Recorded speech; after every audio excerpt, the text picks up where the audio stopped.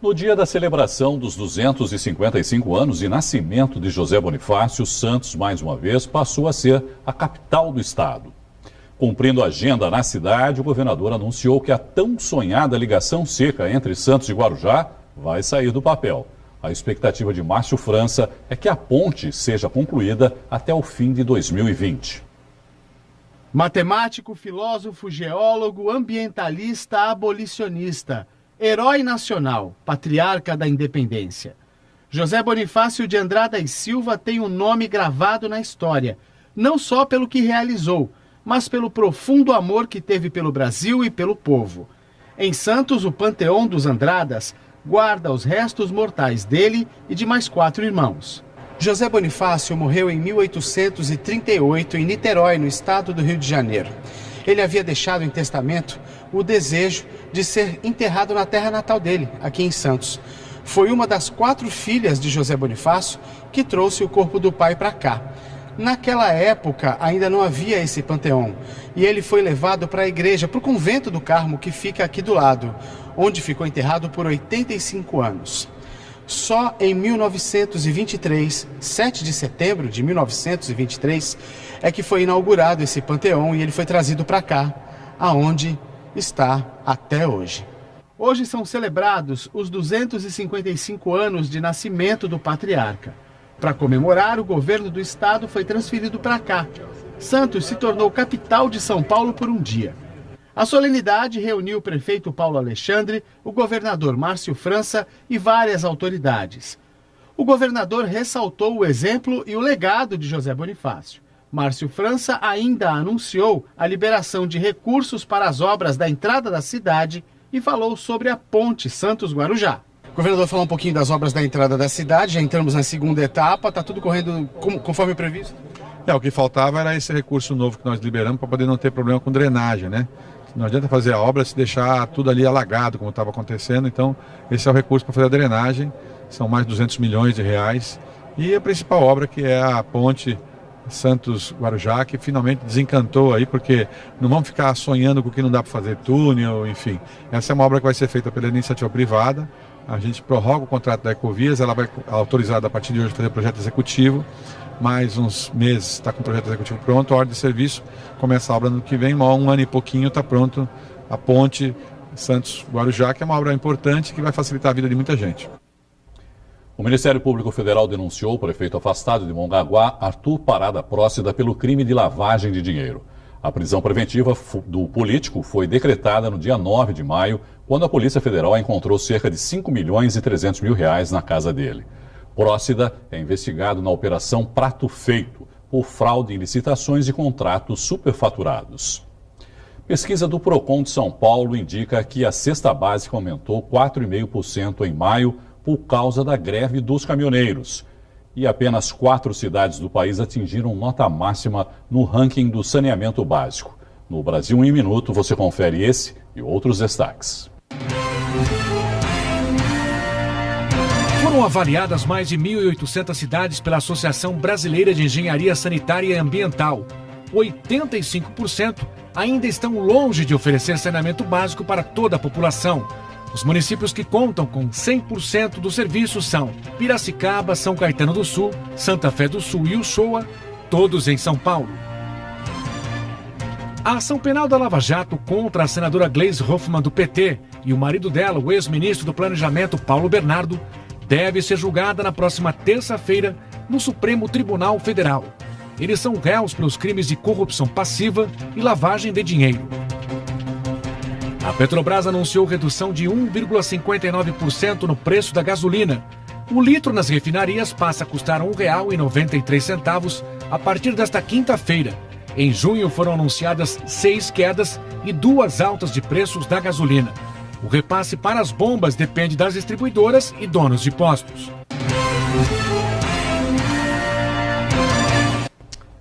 Um imóvel abandonado na Avenida Pinheiro Machado, em Santos, pegou fogo na madrugada desta quarta-feira. Segundo vizinhos, o local servia de abrigo para moradores em situação de rua. Ainda não se sabe as causas do incêndio. O Brasil já recebeu mais de 100 mil refugiados, mas, segundo o Ministério da Justiça, apenas 10 mil foram reconhecidos e tiveram a permanência autorizada no país. Na Baixada Santista ainda não há dados precisos sobre o assunto. Foi pensando nisso que a Unisanta criou um núcleo de pesquisas para estudar e analisar os direitos dos refugiados. O Salan tem 32 anos e mora em Santos desde 2014. Ele veio de Damasco, a capital da Síria, e sentiu de perto o drama de quem vive em um país em guerra. Praticamente destruir tudo. A cultura, a casa, o que você tem? Infelizmente, o mundo inteiro fechar as portas para os refugiados é muito difícil. Ou se você vai atravessar o mar e ficar ilegalizado na Europa. Quando o Salan chegou ao Brasil, ele ainda não falava português. A língua atrapalhou e muito na busca de um emprego. O sírio só foi contratado depois de 3 meses. Foi difícil para começar a falar português, para começar a entrar em contato com pessoas, para conhecer as pessoas aqui. Essa etapa foi muito difícil. Para analisar essas dificuldades e facilitar a vida dos refugiados, a Unisanta criou um grupo de pesquisas e em breve vai inaugurar o Observatório de Direito do Migrante. Para que a gente faça ações de políticas públicas, para que a gente apresente números para as prefeituras da região, que elas possam então efetivamente atuar. Treinar pessoas envolvidas com relação ao refugiado, com relação ao migrante, treinar a Polícia Federal, treinar a Prefeitura, treinar secretarias para acolher e atender melhor esses direitos, como interagir com os refugiados, com os migrantes, assim, escutar da boca deles o que a gente precisa fazer, a experiência que eles têm, o que a gente precisa melhorar. No domingo, dia da estreia da seleção brasileira na Copa da Rússia, todos os parques ecológicos de Santos funcionam em meio período. O jogo está marcado para as 3 da tarde. Aquário, Orquidário e Jardim Botânico abrem às 9 da manhã até a 1 da tarde.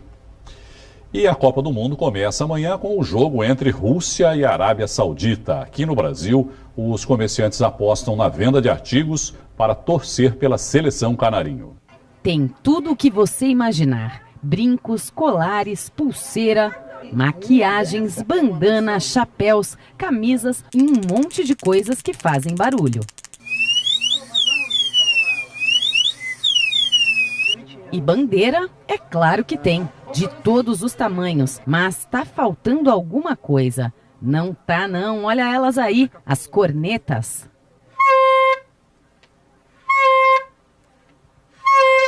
Nesta loja, até as vendedoras já entraram na Copa, todo mundo a caráter, e o dono também.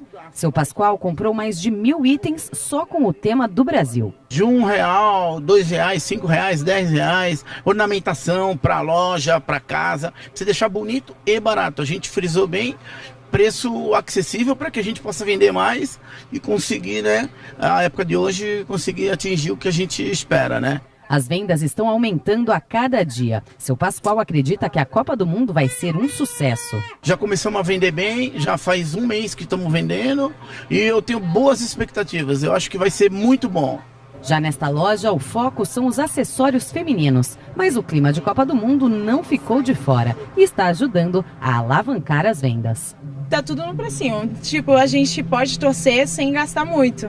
Com R$30 a gente já consegue animar o Brasil aí. Conselheiros do Santos protocolaram hoje outro pedido de impeachment do presidente do clube, José Carlos Pérez. A alegação é que ele estaria descumprindo o estatuto por ser sócio proprietário de 2 empresas. Agora o Caderno Regional fala sobre saúde e eu recebo o titular da pasta em Santos, Fábio Ferraz. Secretário, boa noite e obrigado, por participar aqui com a gente. O governador Márcio França esteve aqui hoje, fez vários anúncios, de investimento, nós vimos aí na matéria, e o senhor disse que ele também trouxe uma boa notícia justamente para a área de saúde, que foi a liberação de um novo aporte de dinheiro para o Hospital dos Estivadores. É isso, secretário? É verdade, boa noite. Mais uma vez, obrigado pelo convite, ter a oportunidade de estar aqui conversando com você um pouquinho. Hoje o nosso governador Márcio França, homenageando aqui o José Bonifácio, transferiu o governo do estado para a cidade de Santos, e tivemos vários anúncios na área da habitação, na área da assistência social, enfim. E na área da saúde, especificamente, uma importantíssima notícia, um aumento de custeio por parte do Estado para o o custeio do Hospital dos Ativadores no importe de R$1 milhão mês para esse ano, ou seja, são R$6 milhões, recursos esses que aumentam o valor do custeio que já existe no governo do Estado. Hoje o governo do Estado trabalha conosco em R$2.536.000, a partir de julho passa a ter aí R$3,5 milhões, pouco mais de R$3,5 milhões de repasses do governo do Estado, para que a gente possa ter aí uma, inclusive, ampliação dos leitos disponíveis da população no Hospital dos Ativadores. Isso que eu ia perguntar agora, secretário. Qual é a situação de atendimento hoje dos ativadores? Qual é o atendimento prestado efetivamente pelo hospital hoje? Olha, hoje nós temos 81 leitos na área de maternidade, né? Iniciamos com 36 leitos de maternidade, 10 de UTI neonatal, temos uma UTI adulto já funcionando, são 10 leitos de UTI adulto, leitos de clínica médica e também começamos esse mês com 8 leitos de clínica cirúrgica, ou seja, começamos com os procedimentos cirúrgicos ainda na baixa complexidade, totalizando aí 81 leitos ao total. A partir do mês de agosto, nossa previsão de uma abertura de mais 25 leitos de clínica geral. Então chegamos em 106 leitos no mês de agosto. E com essa boa notícia que o governador Márcio França trouxe para a cidade hoje, nós temos condições de, até o mês de dezembro, chegarmos em 124 leitos. Então temos a previsão, depois desses 25, mais 18 leitos. Portanto, seguimos com um plano operativo não só da manutenção da qualidade dos serviços prestados.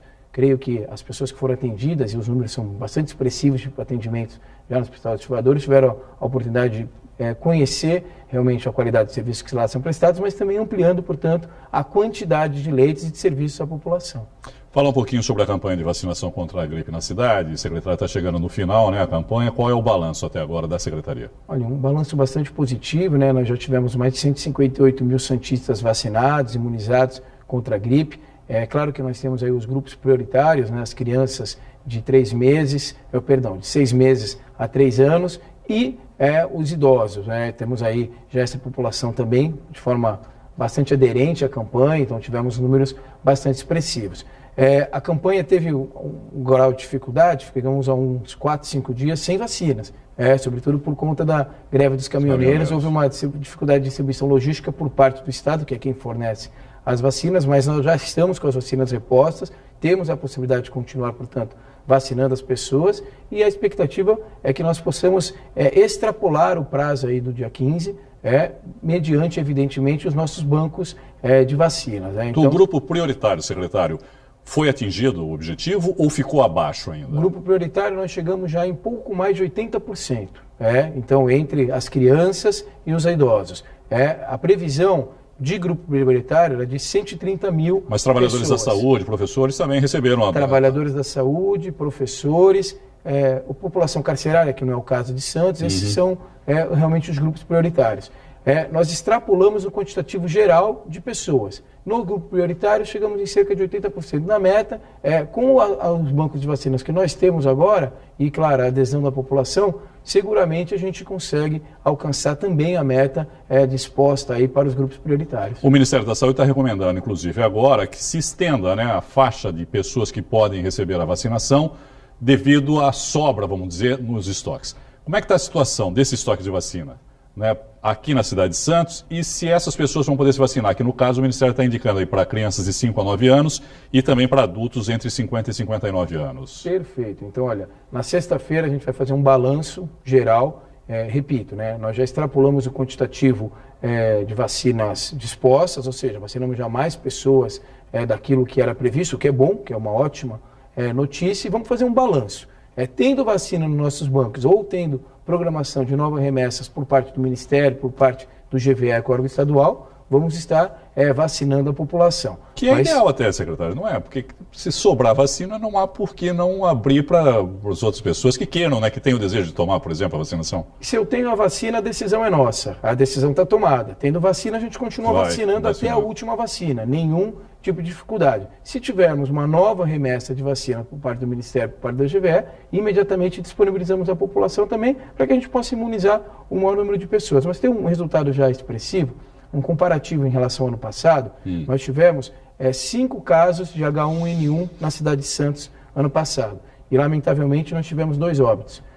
Esse ano nós tivemos 3 casos e 1 óbito. Então, num balanço de janeiro a maio, a gente já teve uma redução importante E, claro, é muito por conta justamente desse quantitativo significativo de pessoas que foram imunizadas. Esses óbitos são nas pessoas que estão dentro desse grupo prioritário, normalmente, secretário? Lamentavelmente, é uma criança de pouco mais de 2 anos que veio a óbito esse ano.